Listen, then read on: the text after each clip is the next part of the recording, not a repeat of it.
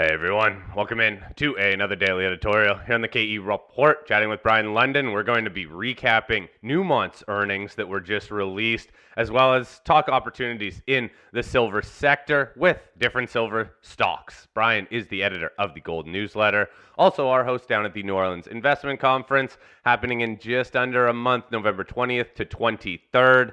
I will post a link in the show notes to that conference. I hope to see you all there. Please drop me a line if you will be at that conference. All right, Brien, let's get into Newmont's earnings then, because, well, the market is not looking very favorably upon these earnings.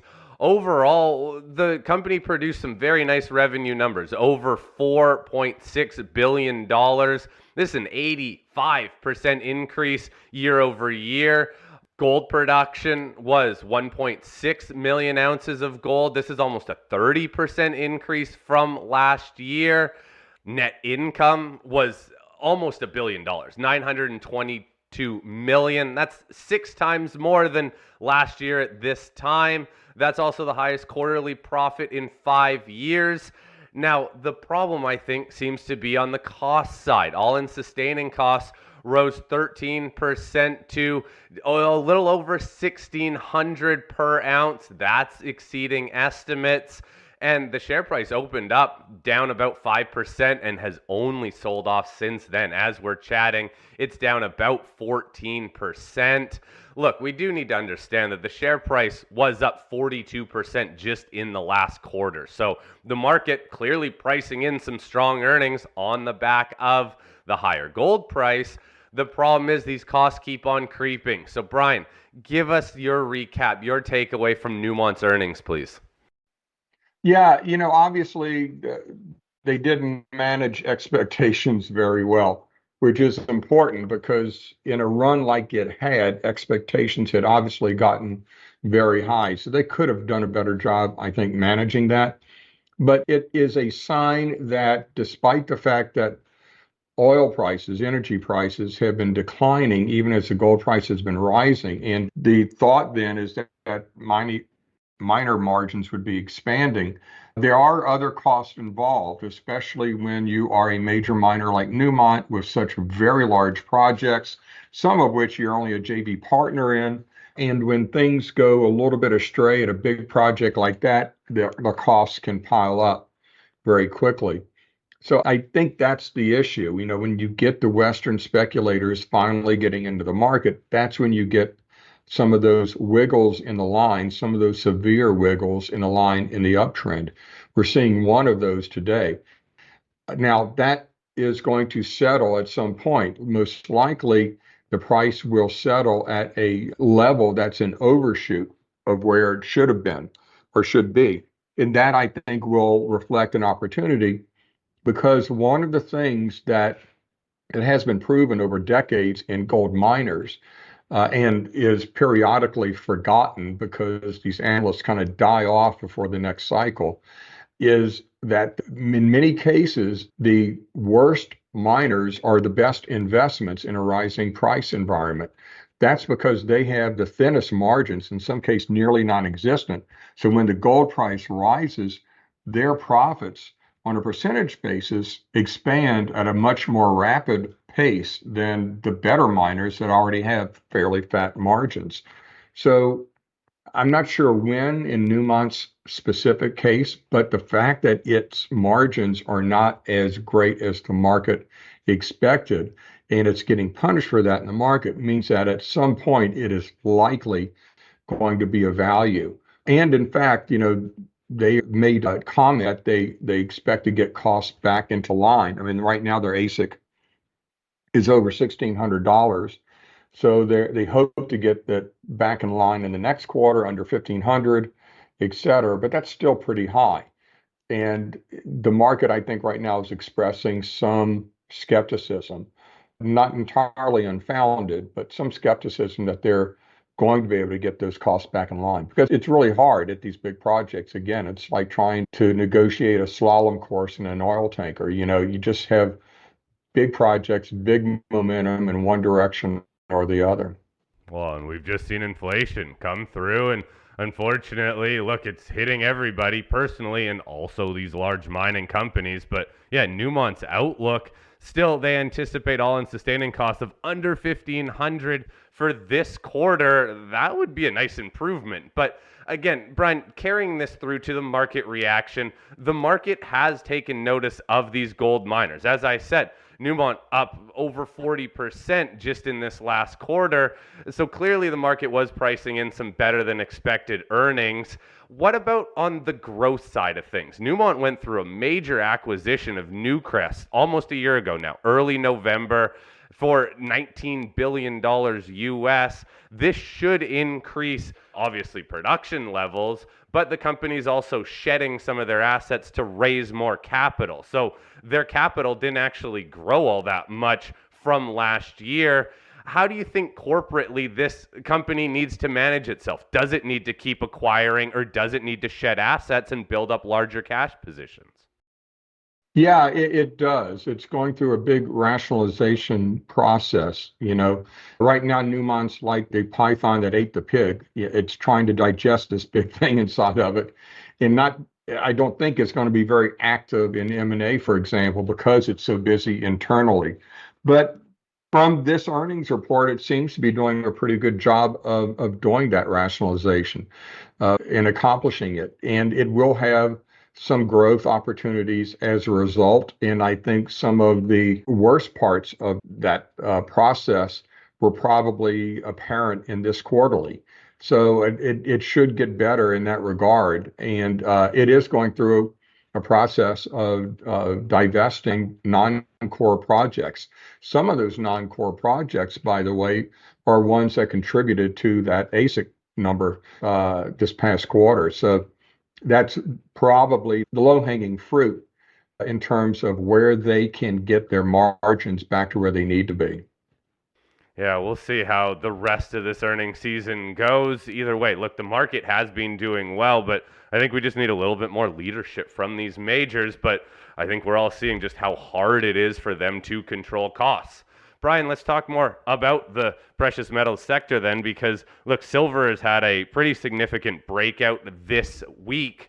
It started off early the week, gapped higher above that kind of 32.50 level that was holding it back. It's corrected a little bit, but as we're recording, still around 33.50. We've seen moves in a lot of the silver stocks, and I've seen a lot more action in some of the juniors. What's your takeaway from silver's breakout, but even more importantly, some positive action in the juniors?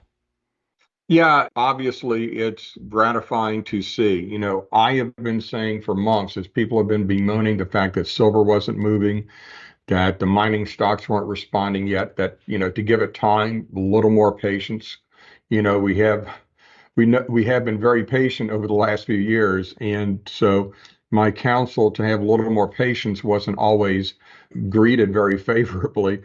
But I have to admit, even though I had been saying that the past month or so, I had been losing my patience and getting increasingly frustrated and having to check my premises because in every past bull market, it's been a little more rapid to develop, but it has always developed that the generalist investors looking for a little bit of torque come in, start buying the majors. Then they start going down the food chain to the juniors. And in every long-standing bull market, one based on monetary factors, silver has always outperformed gold. So these are the trends that we naturally extrapolated into this bull market. And it's happening now. In July, we saw Western investors finally start to buy gold through the gold ETFs, through GLD. And then in August, we saw them finally start to move into the big miners. And we saw that in GDX and GDXJ starting to outperform the gold price. So it's happening now. Now, the downside of that is we get those wiggles in the line. We get those down days when these speculators who are now involved heavily in the market sell off a Newmont because they're basing their trades on what's happening on that day and where momentum is headed. That creates, frankly, opportunities. A wise old friend of mine who watches the market, has been watching the markets on a daily basis for many decades, emailed me the other day and said, this is a kind of market we're not really used to in gold for many years, but this is the kind of market where your strategy should be to buy the dips. And so these Western investors involved in the market are going to provide those dips. We have had that dip or that delayed reaction in silver, and now it's starting to perform its function. It has a few key levels, key closes on a weekly, monthly basis, a key level of around $35 that it needs to clear. But after that, $50 is right in the sights, and it'll get there as long as gold keeps moving higher. And right now, gold is the freight train that doesn't seem to be able to be derailed by any other factors in the market. Every every big development in the market is either bouncing off of gold or being interpreted bullishly for the metal. So even though we have a few down days now, it seems to get right back on track. Yeah, just this month has been impressive in my eyes. Yes, gold's a little bit off of its highs, but it's still about 27.50 right now. And this month has been fairly stable for gold when you consider the dollar's been up about 4%. Yields have rebounded. Gold's shown that it's kind of beating to a tune on its own drum. But Brian, in terms of the silver stocks, then, we've heard some, I think, more positive news out of Mexico because of the change in leadership, but I'm still on the fence on that. We'll see what comes out of the new leader there. But look, silver miners, they should be making money at these levels, small and large ones. And the exploration plays have gotten a little bit more interest. Where do you see the sweet spot for investors? Yeah, if you look at history, and I can look at history and say, December of 2015 to June of 2016, for example, we saw a really nice run in gold. That was right off the long-term bottom at around 1,050 in the gold price. And frankly, I forget where silver was, but it was well under $20 at the time. They both went over a nice 6 month run, but silver probably went up 20% over that period. The silver, junior silver stocks went up four, five, six times in value over that 6 month time span. So, silver offers leverage on top of gold, and silver miners, and especially silver juniors, offer leverage on top of silver. So you can add leverage on top of leverage by being in the silver miners. And I think even though they've had some nice moves lately, I think that's one of the real high powered places to be right now in the market. What's your thought on the change in leadership in Mexico then? Do you think that open pit mining will be looked upon more favorably? Do you see still the opportunity in simply those companies that are more advanced in Mexico? What's your outlook? Yeah, mining, silver mining in particular, is so important to the Mexican economy. I've always been somewhat skeptical that they would kill the golden goose, as it were, or the silver goose in this case. So I've been somewhat skeptical, but you have to recognize that risk. It seems like that risk has been alleviated to a great extent right now, but we also have to recognize that there is a risk discount being placed on the silver projects, silver companies in Mexico right now. That's the kind of thing that doesn't really get removed overnight. Much of it has already gone away with the, I guess, non-announcements by the new regime, but there's still a bit in there, and that's going to fade away, I think, likely over time. Still, there are other projects outside of Mexico, silver companies that you can look at. Aftermath Silver is not in Mexico, and it's one of the larger, more high-powered silver juniors out there. We saw Eric take a big position. He already had a big position, but now he's actually a control person in that stock. So we know where his money is going. And so as a result, it's fairly well funded. And I think a company that will offer a lot of leverage to the silver price, which in turn, again, is leveraging gold.